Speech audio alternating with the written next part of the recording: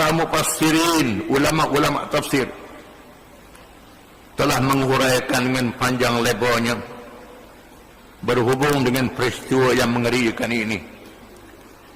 Di antaranya Al-Imam Al-Alusi telah menyatakan di dalam Ruhul Ma'ani. Ruhul Ma'ani nama kitab. Al-Alusi ialah seorang ulama tafsir daripada negeri Iraq, Mahmud Al-Alusi. Tafsir dia dikenali dengan Ruhul Ma'ani, di mana Al-Imam Al-Alusi menyatakan sebenarnya binatang itu akan keluar, di mana di kalangan manusia pada masa itu ada orang yang beriman dan ada orang yang kafir. Di antara dalilnya ialah hadis yang diriwayatkan oleh Ahmad, At-Tayalisi, Nu'aim bin Ahmad, Abad bin Humaid, At-Tirmizi, Ibnu Majah, Ibnu Jarir, Ibnu Al-Munzir, Ibnu Abi Hatim, Mardawah dan Al-Bayhaqi. Ini di antara ulama-ulama yang meriwayatkan hadis ini. Dari Abi Hurairah radhiyallahu anhu, katanya Rasulullah SAW telah bersabda, takhruju dabbatul ardi wa ma'aha asra Musa wa khatamu Sulaiman fatajlu wajhal mu'min bil khatami wa tukhtimu anfal kafiri bil asa hatta yajtami'a an-nasu 'ala al-khawan ya'rifu al-mu'min min al-kafir. Qala At-Tirmidzi haditsun hasan. Artinya keluarnya sejenis binatang bumi bersamanya tongkat Musa dan cincin Sulaiman. Lalu ia menyapu muka orang mukmin dengan cincin dan memukul hidung orang kafir dengan tongkat, sehingga berhimpun di dalam hidangan, dan mengetahuilah orang mukmin siapa dia yang kafir. Orang duduk dalam hidangan jamu, binatang ni pergi. Orang mukmin dia kosok, orang kafir dia katok. Al-Imam Al-Bukhari pula telah meriwayatkan kitabnya At-Tarikh, hadis riwayat Buraidah radhiyallahu anhu. Katanya Buraidah menceritakan, "Dhahaba bi Rasulullah sallallahu alaihi wasallam ila mawda'in bil badiyati qaribun min Makkah fa idza ardun yabisatun hawlaha ramlun faqala Rasulullah sallallahu alaihi wasallam takhruju ad-dabbatu min hadzal mawdi' fa idza shibrun fi shibrin." Artinya, kata Buraidah, aku telah pergi bersama-sama Rasulullah sallallahu alaihi wasallam ke suatu tempat di kawasan pendalaman yang hampir dengan kota Mekah. Suatu tempat pendalaman dekat dengan Mekah. Kawasan itu dekat dengan Mekah, kawasan pendalaman sebab orang tak ada. Tiba-tiba ada satu kawasan tanah kering yang dikelilingi oleh pasir. Lalu Rasulullah SAW bersabda, binatang itu akan keluar di tempat ini. Kata Nabi, tunjuk. Binatang itu akan keluar di tempat ini, di mana tempat yang ditunjuk itu lebih dari sejengkal, lebih kurang sejengkal, lebih kurangnya kawasan itu ditunjuk. Di sini akan keluar binatang itu, dekat Mekah. Bukan dalam Mekah, dekat dengan Mekah. Berkata Asy-Syahid Sayyid Qutb di dalam Fi Zilalil Quran. Asy-Syahid Sayyid Qutb ialah seorang pemikir Islam yang mati dihukum gantung oleh kerajaan Mesir dengan sebab kitab tulisan dia yang mengecam jahiliyah di zaman moden, mewajibkan orang Islam balik pada Islam dengan sebab karangan kalangan dia telah dijatuhkan hukuman gantung dalam tahun 60-an.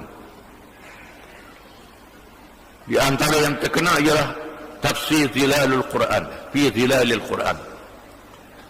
Syekh Qutb sebut dalam Zilalul Quran, sesungguhnya telah menyebut berita keluarnya binatang tersebut oleh hadis-hadis yang banyak. Setengahnya hadis-hadis sahih. Di dalam hadis yang sahih itu tidaklah menyebut sifat-sifat binatang itu. Hadis yang sahih menyebut binatang, dia tak sebut bagaimana sifatnya, rupanya bagaimana binatang. Cukuplah kita berpegang dengan nas Al-Quran. Walaupun dalam kitab-kitab yang lain macam-macam cerita, ada mengatakan binatang itu ialah anak unta kepada ibu unta Nabi Saleh yang disembelih. Ada riwayat mengatakan begitu, wallahu a'lam. Itu riwayat tu tidak ada sandaran yang sahih. Yang sahih hanya binatang keluar, tak sebut sifat binatang. Cukuplah kita berpegang dengan nas Al-Quran dan hadis sahih yang menyatakan keluarnya binatang itu menjadi sebahagian daripada tanda-tanda kiamat, tanda-tanda dekatnya kiamat. Sesungguhnya ia berlaku apabila habisnya masa untuk bertaubat. Masa itu tak ada peluang nak bertaubat, kerana matahari sudah naik dari arah barat. Benarlah keputusan kepada mereka yang tidak ada masa itu, lalu tidak diterima taubat mereka yang lain, yakni yang ada pada masa itu. Sesungguhnya diputuskan kepada mereka dengan apa yang dilakukan oleh mereka pada masa itu. Kalau kafir, kafirlah mu. Mukmin, mukminlah mu. Ketika itu Allah mengeluarkan kepada mereka binatang yang bercakap kepada mereka, sedangkan binatang biasanya tidak bercakap, atau percakapannya tidak dipahami oleh manusia. Tetapi pada hari itu mereka boleh memahaminya.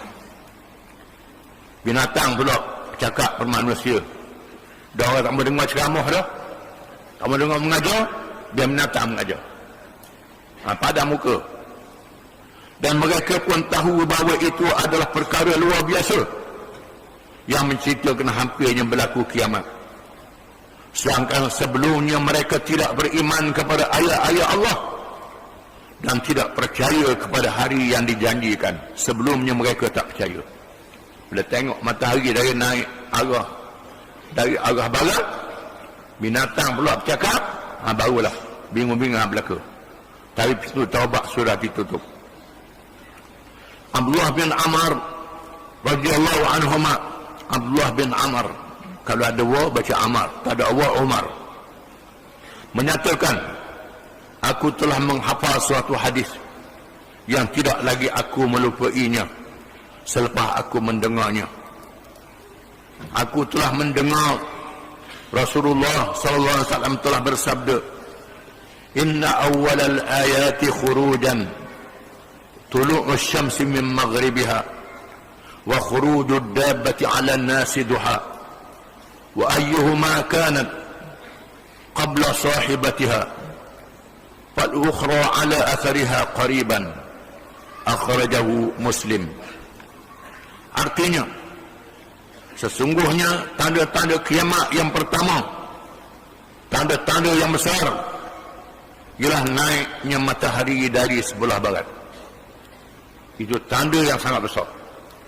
Matahari naik dari arah barat, menandakan pusingan dunia, pusingan bumi sudah tak betul dah. Dunia pusing tak betul, perjalanan tak betul dah seperti biasa, tak istiqamah. Sebab manusia yang ada atas muka bumi tak istiqamah, maka Tuhan ajar mereka. Matahari tak ikut perjalanan lagi, manusia tak ikut perjalanan, Tuhan pusing, menandakan akan berlanggar. Matahari, bulan, bintang merempuh antara satu sama lain, hancur lebur. Dan keluarnya sejenis binatang kepada manusia di waktu duha. Hadis ini menyebut binatang itu keluar waktu duha. Yang mana dahulu di antara keduanya Allah alam. Jarak masa di antara keduanya sangat hampir. Menurut pendapat Abdullah bin Amr bin As radhiyallahu anhuma, binatang itu ya al-jassasah yang tersebut dalam kisah Dajjal. Mengikut pendapat Abdullah bin Amr bin As, binatang itu al-jassasah yang disebut dalam hadis riwayat Muslim yang kita baca dulu berkait dengan Dajjal. Riwayat lain kata binatang anak unta Nabi Saleh. Wallahu a'lam. Itu benda yang wajib kita percaya. Apa jenis binatang tu? Tunggulah masanya. Manusia tengok. Wallahu a'lam.